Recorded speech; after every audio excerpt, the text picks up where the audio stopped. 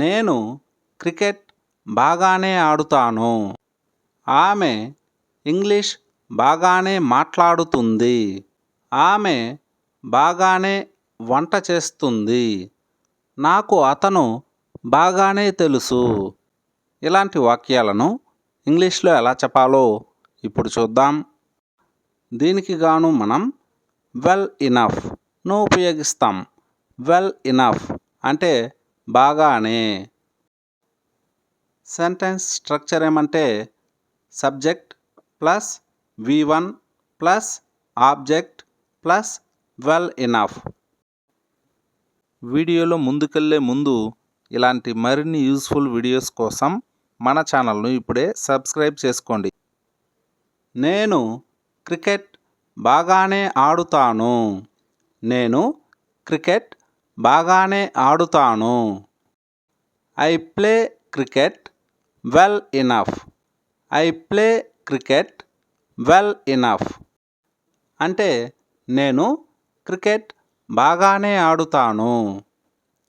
అంటే ఇక్కడ నేను క్రికెట్ అద్భుతంగా ఆడుతాను అని కాదు.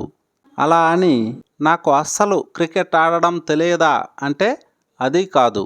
నేను క్రికెట్ బాగానే ఆడుతాను, పర్వాలేదు అని చెప్పడానికి I play cricket well enough అని చెప్తాం. ఆమె ఇంగ్లీష్ బాగానే మాట్లాడుతుంది. ఆమె ఇంగ్లీష్ బాగానే మాట్లాడుతుంది. She speaks English well enough. She speaks English well enough అంటే ఆమె ఇంగ్లీష్ అద్భుతంగా మాట్లాడుతుంది అని కాదు, బాగానే మాట్లాడుతుంది, పర్వాలేదు. ఆమె ఇంగ్లీష్ బాగానే మాట్లాడుతుంది. She speaks English well enough.